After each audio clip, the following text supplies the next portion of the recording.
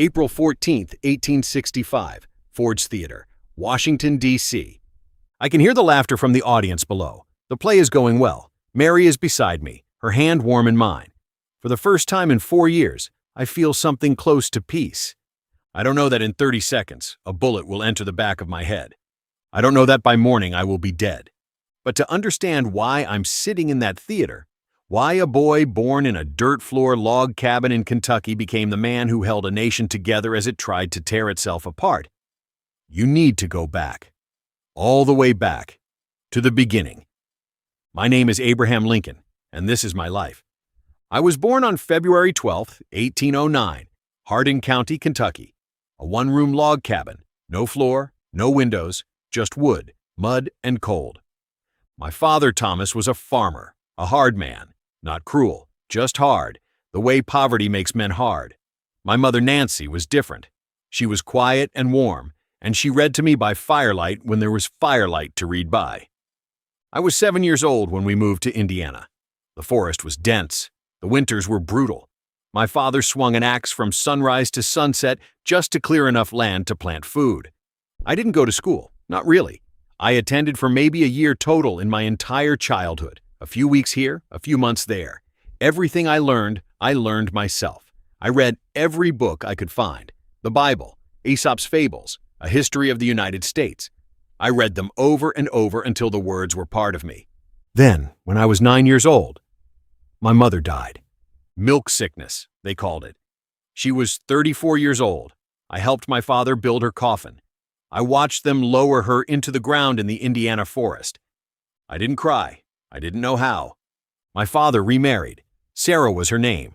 She was kind to me, kinder than I expected. She brought books with her, real books. And she looked at me one day and said, "Abraham, you are going to be somebody." I held onto those words for the rest of my life. I grew fast. By the time I was 17, I was 6 feet 4 inches tall, all arms and legs and angles, like God had assembled me in a hurry. The other boys called me Honest Abe, because I once walked 3 miles to return 6 cents. I had accidentally overcharged a customer. 3 miles, 6 cents. That was the kind of man I was trying to be. At 21, I left home. I moved to New Salem, Illinois. I worked as a store clerk, a postmaster, a rail splitter, whatever paid. I lost a business. I fell into debt so deep it took me years to climb out. The people of New Salem called it the national debt, Lincoln's debt, because it seemed like it would never be paid. But I paid it, every cent, because a man's word is the only thing that truly belongs to him. I fell in love for the first time with a woman named Anne Rutledge. She had red hair and a laugh that could fill a room. In 1835, she died of typhoid fever. She was 22 years old. I fell apart, completely. My friends were genuinely afraid I would take my own life. I lay in bed for weeks. The darkness came for me like it had been waiting. I survived. But I never forgot what it felt like to lose someone before you were ready. I taught myself law by reading borrowed books by firelight. In 1836, I passed the bar exam. I moved to Springfield, Illinois, and began practicing law. And then I met Mary Todd. She was educated, sharp, ambitious, everything I was not on the surface.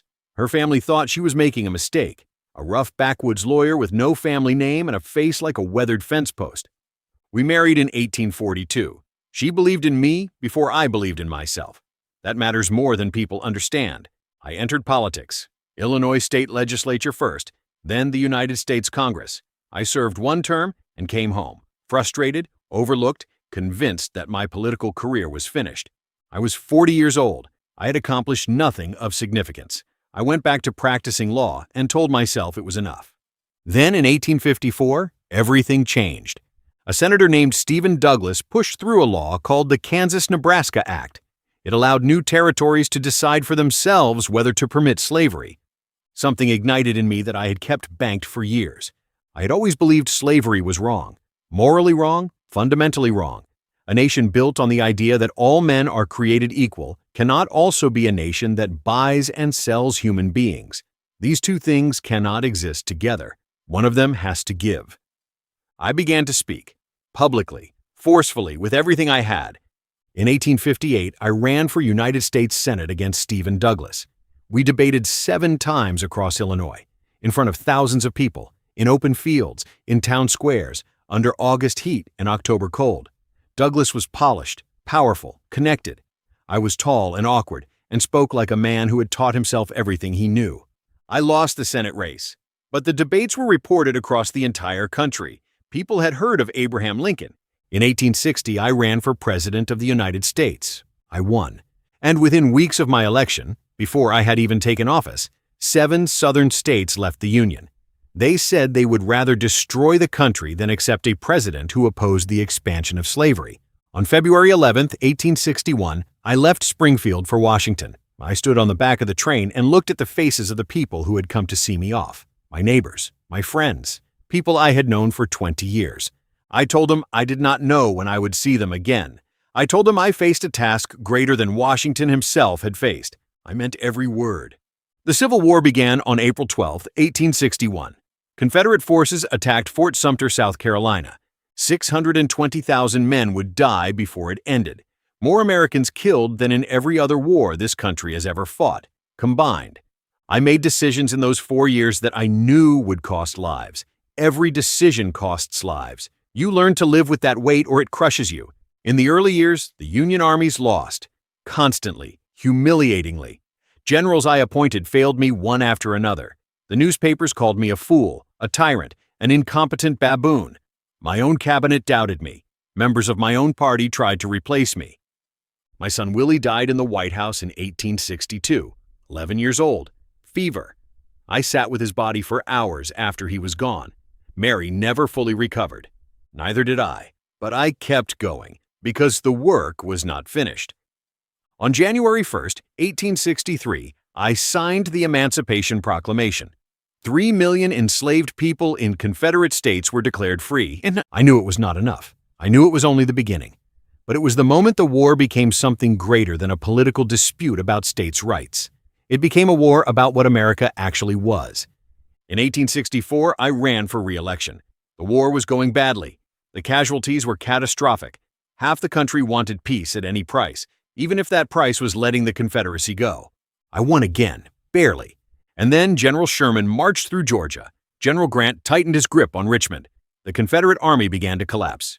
On April 9, 1865, 5 days ago, General Robert E. Lee surrendered to General Grant at Appomattox Courthouse.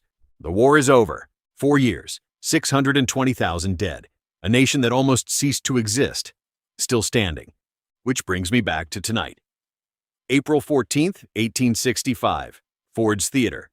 I almost didn't come. I was tired. The kind of tired that goes into the bones. But the theater had advertised my attendance, and I didn't want to disappoint people. So here I am. The play is called Our American Cousin. Mary is laughing. The audience is laughing.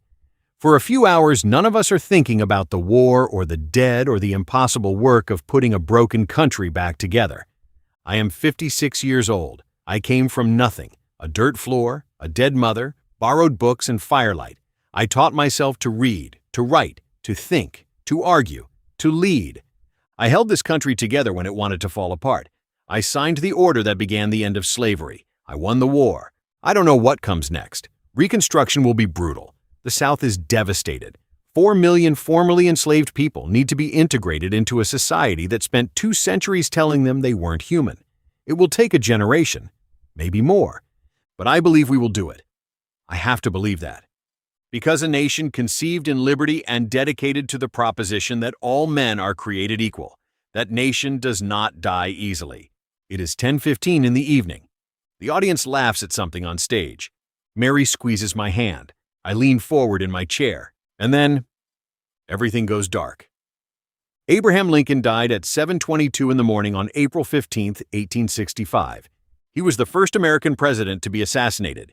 He was 56 years old. He had come from nothing. He had lost everything: his mother, his first love, his son, his health, 4 years of sleep, and the last reserves of whatever peace a man is allotted in one lifetime. And he had given it all to a country that almost wasn't worth saving. Almost.